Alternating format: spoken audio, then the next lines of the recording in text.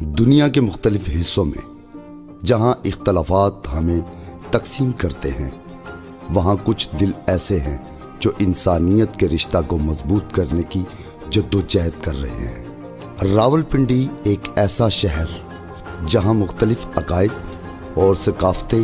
ایک ساتھ بستی ہیں۔ اس بات کا غماز ہے کہ انسانوں کے درمیان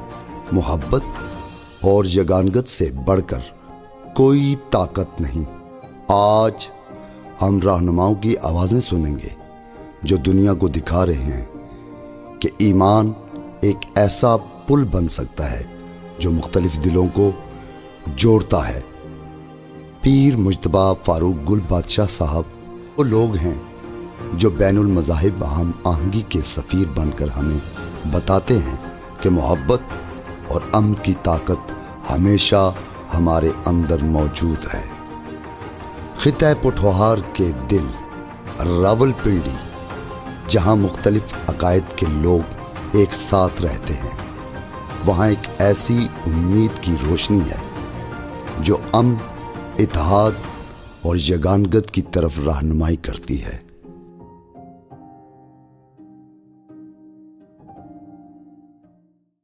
پیر مجتبیٰ فاروق گل بادشاہ صاحب ایک روحانی رہنما ہیں جنہوں نے ہمیشہ انسانوں کے درمیان محبت اور ہم آہنگی کی اہمیت پر زور دیا۔ ان کا پیغام سادہ ہے: ہم سب ایک ہیں اور ہمیں ایک دوسرے کے ساتھ محبت اور احترام سے پیش آنا چاہیے۔ مسلمانوں کے لیے ایمان صرف عقیدہ نہیں بلکہ ایک طرز زندگی ہے۔ آپ نے مختلف کمیونٹیز کے درمیان امن کے فروغ میں اہم کردار ادا کیا ہے۔ آپ کے خیال میں مذہبی رہنما بین المذاہب مکالمہ اور ہم آہنگی کے فروغ میں کس طرح مددگار بسم اللہ الرحمن الرحیم، الصلاۃ والسلام علیکہ یا سیدی یا رسول اللہ۔ میں لاسٹ 17 ایئرس سے دربار عالیہ موڑا شریف کا سجادہ نشین ہوں، اور موڑا شریف جو ہے یہ 200 سال پرانی خانقاہ ہے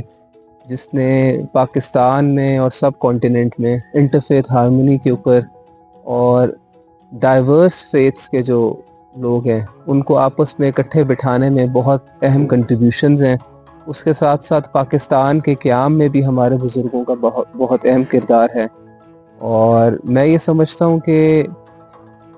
اس دور میں جب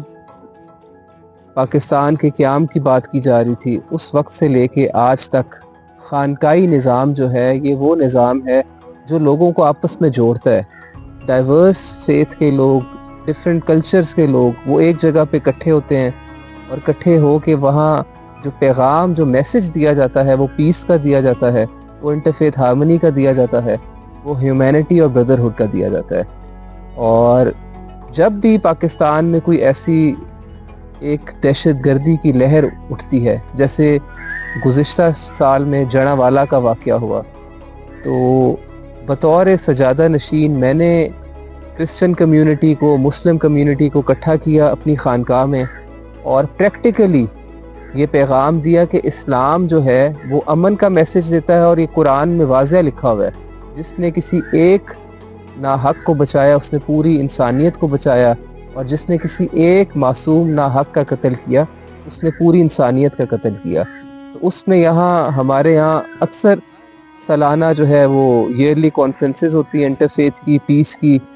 اور جو لاسٹ ہماری کانفرنس ہوئی تھی وہ بڑی امپورٹنٹ تھی، جس میں کرسچن کمیونٹی کے بشپس کو بھی بلایا گیا، ڈفرینٹ ریلیجیس لیڈرز کو بلایا گیا تھا، اور انہیں یہ میسج دیا گیا تھا کہ بطور مسلمان ہم سب کا احترام کرتے ہیں، تمام آسمانی کتابوں کا احترام کرتے ہیں، تمام انبیاء کا احترام کرتے ہیں، اور ہم یہ توقع بھی رکھتے ہیں کہ جتنے بھی مختلف مذاہب کے لوگ ہیں وہ رسول اللہ صلی اللہ علیہ وسلم کا بھی اسی طریقے سے ادب اور احترام رکھیں جیسے ہم تمام انبیاء کا کرتے ہیں، وہ قرآن کریم کا بھی اسی طرح سے احترام کریں جس طرح سے ہم بائبل کا احترام کرتے ہیں۔ تو یہ میں سمجھتا ہوں کہ ایک پہلا سٹیپ ہوتا ہے جو ریلیجیس لیڈر جب وہ کسی دوسرے فیتھ کے لوگوں کو، کسی دوسرے مذاہب کے لوگوں کو اپنے پاس بلاتا ہے، اپنی جگہ پہ بٹھاتا ہے، وہاں سے ایک اویئرنیس کا میسج شروع ہوتا ہے، ایک ڈائلاگ کا میسج شروع ہوتا ہے۔ تو پاکستان میں سمجھتا ہوں یہ بہت ضرورت ہے کہ ہم لوگ اگر چاہتے ہیں کہ پاکستان میں امن ہو، تو پھر اس امن کے قیام کے لیے سب سے پہلے ہمیں ایسے پلیٹ فارمز چاہیے جہاں ہمیں مل کے بیٹھنا چاہیے، اور وہاں بیٹھ کے ہم مختلف ڈائلاگز ہوں، سیمینارز ہوں، ورک شاپس ہوں، ٹریننگ سیشنز ہوں، جس میں ہر مذاہب کے بچوں کو پتہ چلے کہ جی اسلام میں کیا کیا چیزیں ہیں جو امن کا راستے کی طرف لے کے جاتی ہیں، کرسچینٹی میں کیا چیزیں ہیں، جوئزم میں کیا تعلیمات ہیں جو ہمیں امن کی طرف لے کے جاتی ہیں، اور جو تمام مذاہب ہیں ان سب کا جو میں سمجھتا ہوں جو میسج ایک کامن میسج ہے وہ امن ہے، وہ یہ ہے کہ جہاں بھی ہم رہ رہے ہوں وہ ہم ان حقوق کا خیال رکھیں جیسے ہمارے ہمسایوں کے حقوق ہوتے ہیں، والدین کے جو حقوق ہیں، بطور ایک سوسائٹی میں رہتے ہوئے جو ہمارے حقوق ہیں۔ تو یہ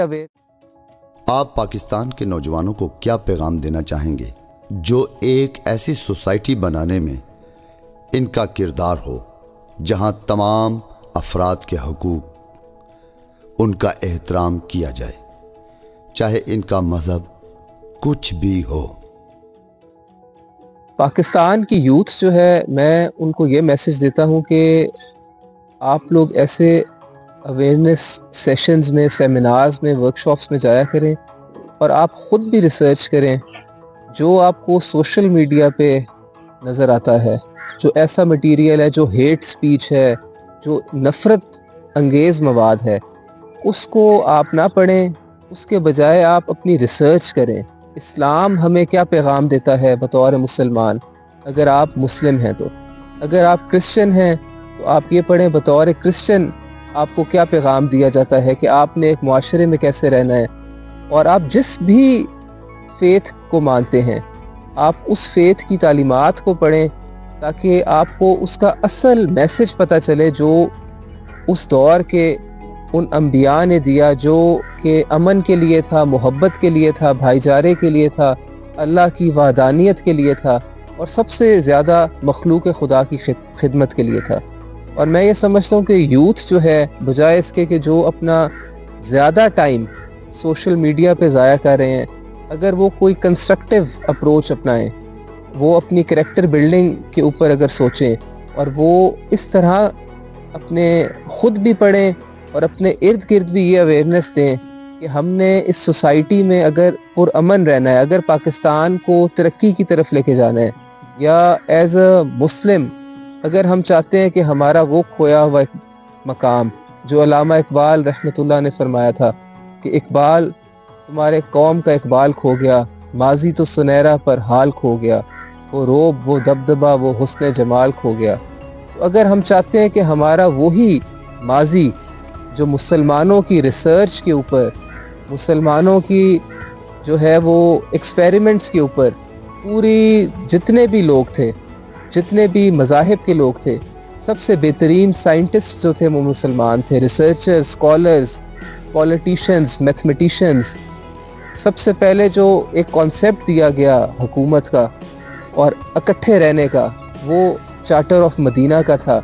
تو میں سمجھتا ہوں کہ مسلمانوں کو کاپی کرتے ہوئے آج ویسٹ جو ہے اتنا آگے چلا گیا، ہمیں ضرورت ہے کہ ہم اپنے آپ کو اللہ کے کلام سے جوڑیں، اس کو پڑھیں، سمجھیں، اور رسول اللہ صلی اللہ علیہ وسلم کی تعلیمات کو پڑھیں، پھر ہی ہم کامیاب ہو سکتے ہیں، پھر ہی ہم اپنا کھویا ہوا مقام پا سکتے ہیں، اور پھر ہی پاکستان میں حقیقی امن آ سکتا ہے۔